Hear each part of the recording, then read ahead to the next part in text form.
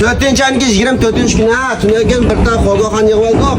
Manaslar, mana umr oyoq qo'yish qismimiz bo'ldi, mal qo'yish qismimiz bo'ldi. 50 ko'y, ajoza 600 ko'y, chong jozlari 90 ko'y, kiyim jozlari 40 santim, 80 santimlik 400 ko'y.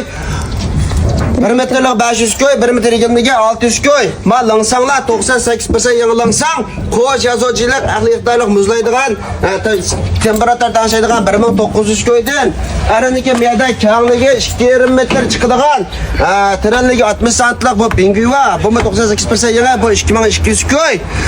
Ananing kelgan miyada xo'go jozlari 2, 4, 6 ma yumbuloq joza 6 o'rindiq bilan 400 ko'y. Mandaq uzun joza 6 o'rindiq bilan 350 ko'y. Kichikina.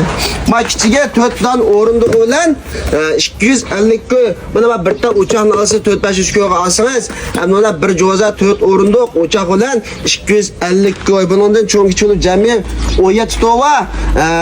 Buni bu Shixolo do'konda, ishlamsa ba'ziniki udulida traktor bilan sotadigan oshni sal ostida qizatan kichik maydon bo'lmish ekaningizlar bo'ldi. 155 69 32 13 73 mashina aloqa qilishingizlar.